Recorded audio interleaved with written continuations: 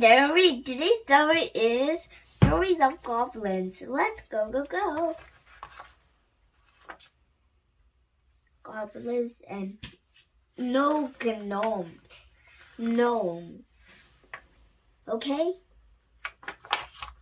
Chapter 1. A lazy gnome. Harold was a happy farmer until the day gnome arrived. This place looked good, it said the gnome. I think I'd say. Harold couldn't get rid of him. At first, the gnome helped on the farm, but one day he understood and refused to do anything. That wasn't all. From now on, I want a half of everything you grow, he shouted to Harold. Harold didn't like that at all, so he agreed but decided he would trick the gnome. Okay, you can have a half of next crop. Do you want the top or bottom half? The bottom half, he shouted. That spring, Harold planted the wheat in his fields. At harvest time, the Harold looked the top of the time. The wheat had sacks full of grain. The gnome got stalks. Grr! You tricked me! I'm in half of the field. Next year, I take a crop. I take top of the crop, said the gnome. So Harold planted turnips. At harvest time, Harold and piles of turnips. The gnome got top of the plant, leaves. Leaves? What good are leaves? The gnome was very angry. Next year, grow wheat again, he shouted. You can cut half of the field, and I cut half. Whatever finishes piece can take all the wheat. A race? Yes, I'm small and fast, so I win. When the wheat was ready to cut, Harold went to the village blacksmith. He had a plan, but it needs a lot of thin iron rods.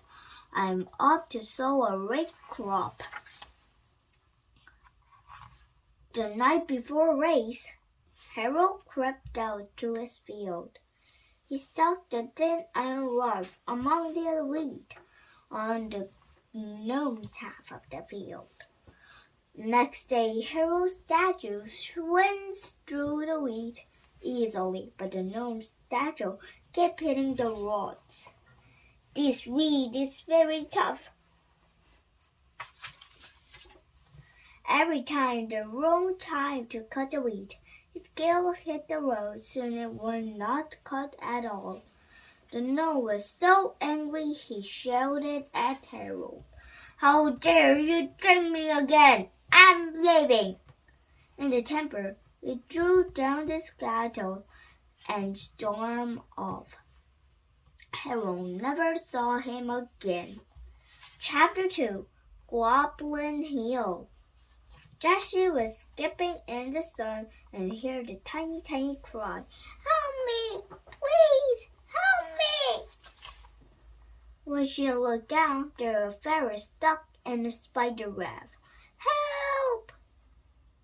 Jessie could hardly believe her eyes.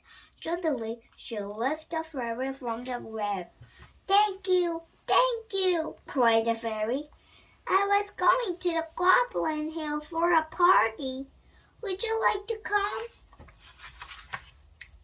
Jessie ran and told her stories about the Goblin Hill. Not one said. Jessie imagined goblins actually lived there. But now she looked closely, she saw a door. You saved my life. Would you like tea with King and Queen? Imagine going to the Goblin Hill, said Jessie, but she was far too big until the fairy tapped on the door. The fairy opened the door and let Jessie inside. Welcome to the Goblin Hill, Jessie, They arrive in the middle of the goblin parade. It's time to celebrate the return of Prince Castor, said the fairy of King. Princess Castor was excited to meet Jessie. He had never seen a girl of class before. You're beautiful. Please have these magical flowers. They'll last forever.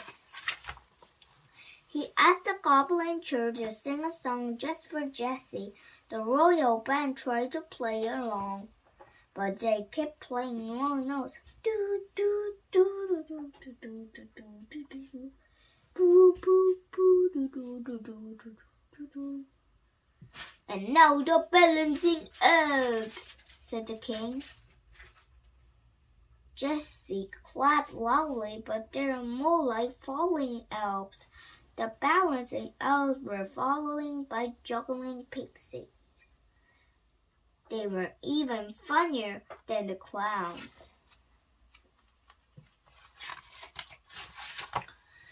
Finally, everyone sat down in a huge picnic, a shade of the lollipop tree.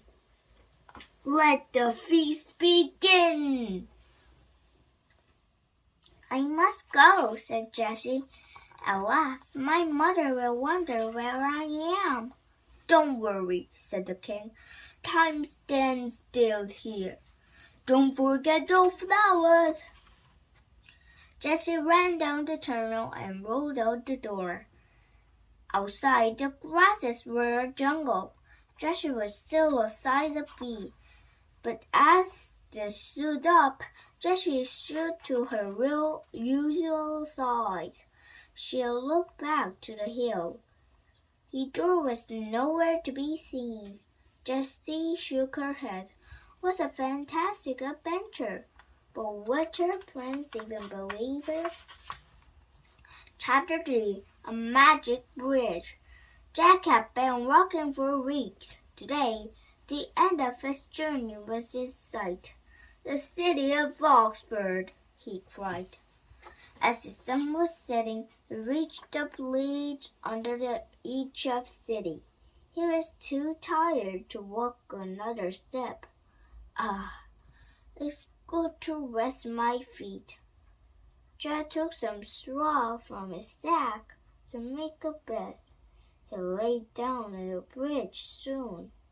He was snoring gently.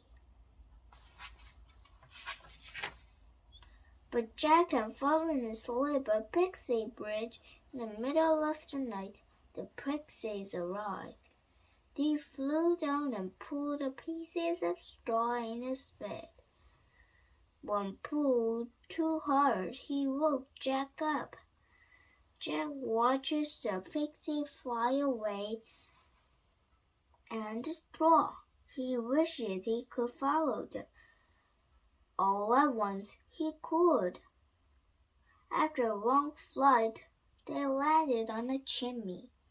One by one, the pixies flew inside. Jack followed. He landed in an enormous cellar filled with partying pixies. One gave him a silver cup full of fruity drink. The band played, they danced all night. But as the sun rose, everyone vanished. Jack fell asleep.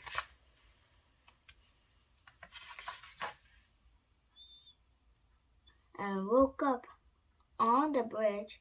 He thought it had been a dream until he saw the silver cup. I can't believe I spent the night dancing with pixies. Jack tried to sell the cup to buy some breakfast, but the shopkeeper was horrified. This was stolen from the Lord Mayor's cellar last night. You're just thief! Thief! Police! Yelled the man. Jack turned and fled. He didn't get very far. The pixies planted that cup on me. Jack was taken to the judge, who told him off. Have you anything to say before I punish you? Yes, I wish I never slept on the white bridge. You slept on Pixie's bridge, cried the judge. What didn't you say? You're free to go. Just be careful where you sleep from now on. Chapter 4. Will-o'-the-Wisp. Every day on his way home every school, James saw a stranger light, a stone far away over the marshes. When he asked his mother about it, she turned pale. That's the candle of Will-o'-the-Wisp, she said. Keep away. If you follow its light, you'll lose your way to marshes and never come back. For a whole week, James tried not to think about the light, but one night he just couldn't sleep. He crept from his bedroom and headed out to the marsh. I'll just take a very quick look. A frightened frog croaked at him to wend by. Go back, the will-o'-the-wisp will get you, it warned. James went on. I'm not scared. He worried the owl hooted at him and he went by.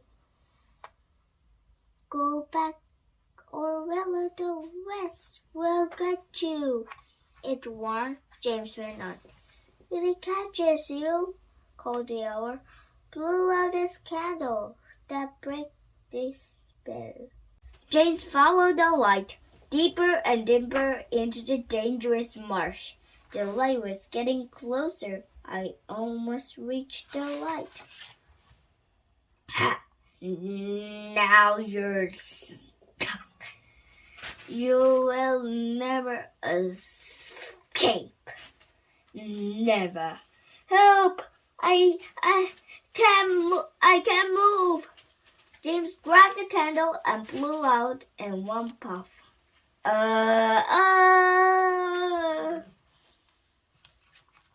the flame went out, James found he could move. He turned and ran for home.